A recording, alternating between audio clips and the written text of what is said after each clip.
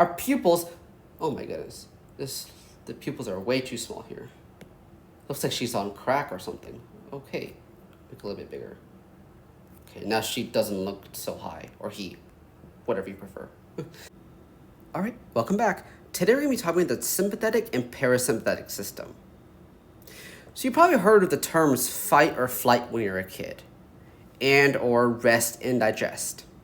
This is what the parasympathetic and sympathetic system is. So let's define what's going on here. What are we talking about? So the sympathetic and parasympathetic system is your body's built-in mechanism to fight stress or to deal with stress or stressful situations. So it's known, these two systems, as part of the autonomic nervous system. Notice that is the word auto in it. It's not like automatic. The term automatic nervous system, or basically that's what it's called, is that it's a completely automated involuntary system your body has. You don't even need to do anything. It automatically activates. Let's talk about the sympathetic system first. Imagine you're running from a kidnapper or a murderer. You went to go see a scary movie, you got scared, you have a test coming up, something that would provoke stress. You're running from an animal, anything that has to do with stress. There are a few things in your body that's going to happen. Let's talk about the muscles first. So we're going to be running away, or we're going to be fighting, right? Fight or flight. We're going to be using our muscles much more, mainly the muscles in our legs and our arms, to run away or fight. There are blood vessels in our muscles that deliver blood so the muscles can actually work and function. The blood vessels are going to dilate. They're going to get bigger, the ones in our muscles, okay? So let's write down what we got. So dilation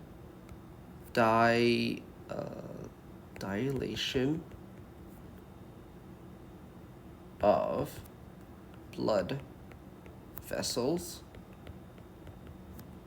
in muscles.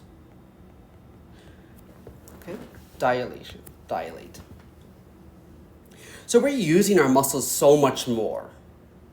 We need a lot more blood to come in to actually fuel our muscles so can it be able to work at 100%, 110% capacity.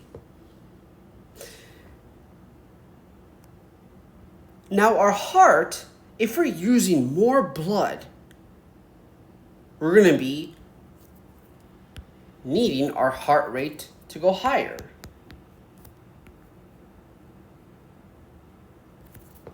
Our muscles are going to be using so much more blood, correct? So to transport that blood faster, we need our heart rate to go up. We need to keep using that oxygen, turn into carbon dioxide, breathe it out, get more oxygen back in really fast at faster rates than normal so our muscles can work fine and fight off what we need to do or run away. At the same time, we're going to breathe faster. Breathing will increase.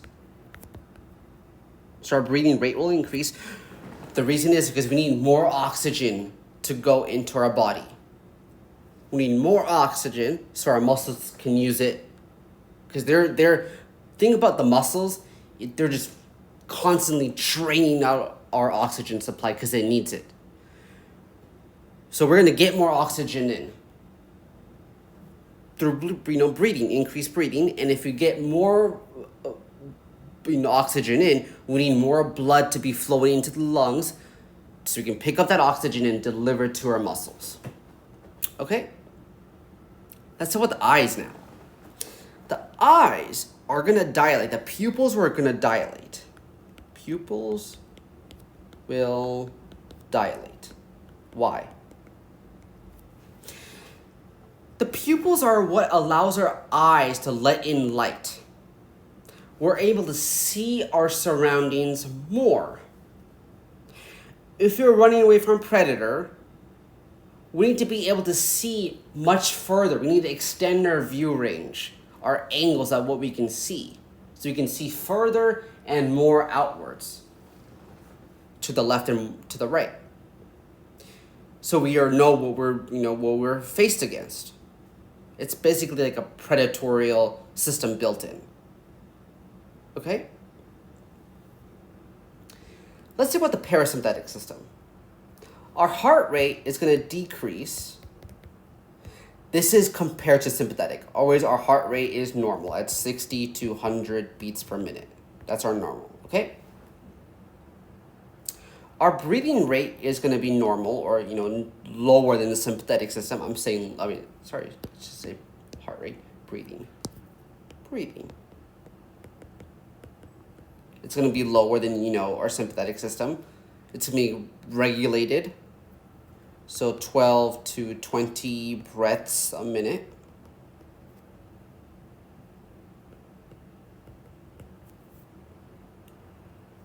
Our muscles are going to be regular sized blood vessels.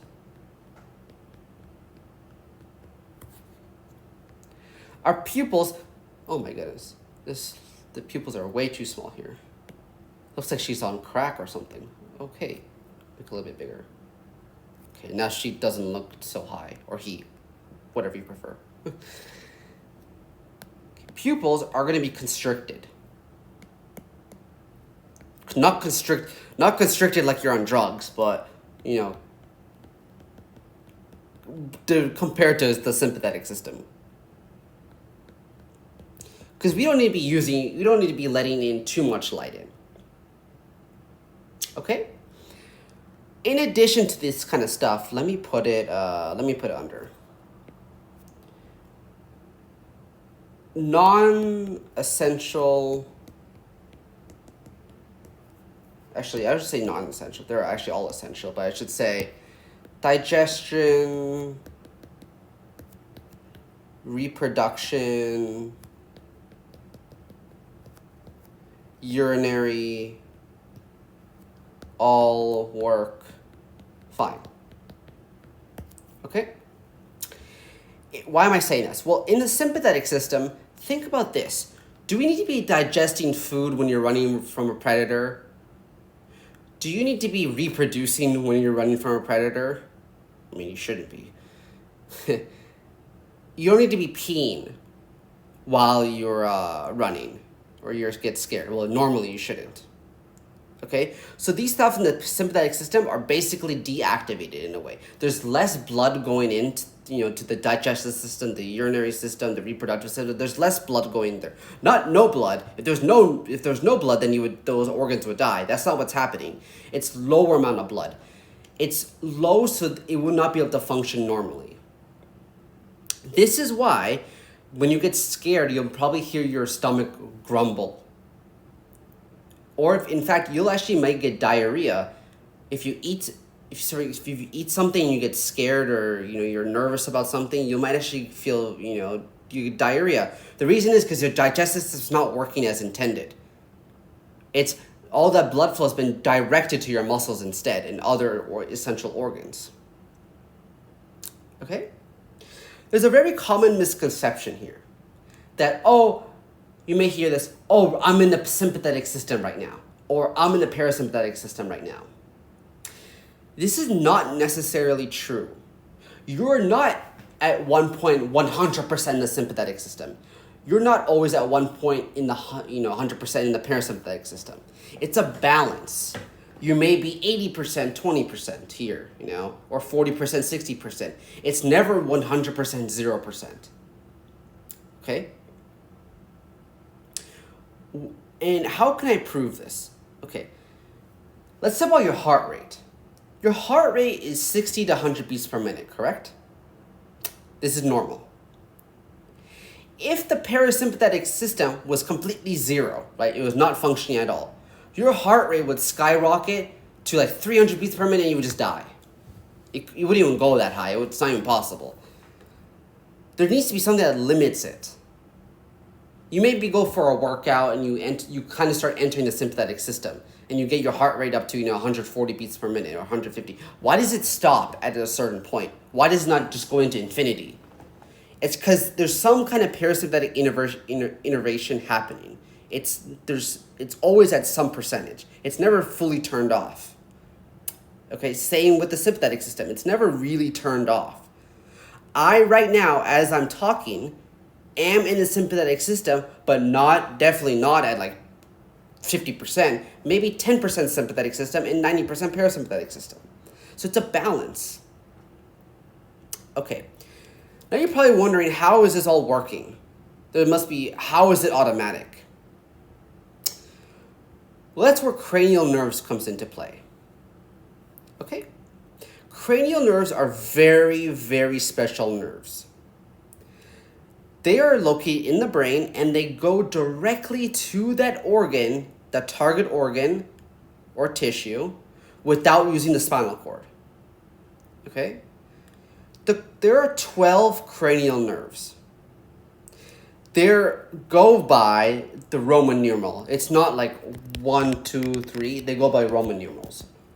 So I'm going to do all of my memory and just write them down just for info. If you're in anatomy, you need to memorize this. If you're in physiology, you don't necessarily need to memorize this, but it's important for what I'm about to say right after I write all this.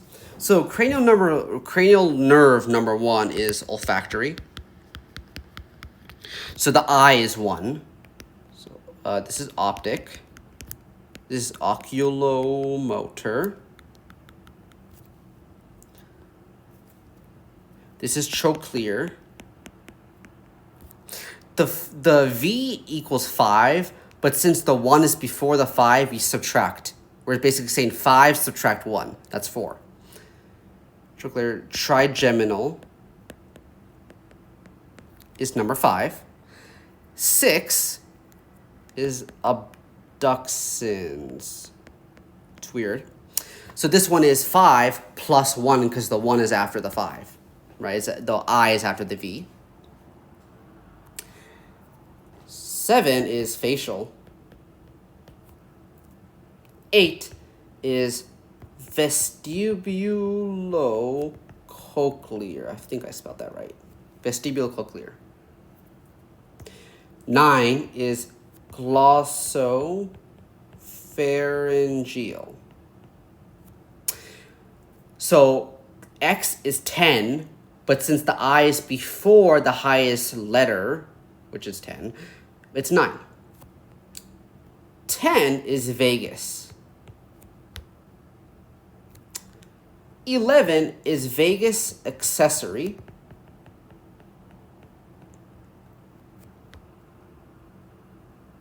12 is hypoglossal. Okay, the one you need to really be focused on or worried about here is vagus. Vagus is the king of all nerves in your body. Number 10. Vagus literally goes through the heart, the digestive system, a bunch of organs, and helps you regulate in the parasympathetic system. This is the reason your heart rate is at 60 to 100 beats per minute. The reason is because the vagus nerve goes from your brain all the way to something called the SA node. And it innervates the SA node and it tells the SA node, hey, I want you to make the heart, the SA node is the pacemaker of the heart. It basically says, hey, pacemaker, SA node, make our heart rate somewhere between 60 to 100 beats per minute. And the SA node is like, okay, I'll do that. That is why. So this is a very simple rundown of the sympathetic and parasympathetic system. I'm going to get more into it in my next video. But if you found this helpful, please like and subscribe. And I'll see you guys later.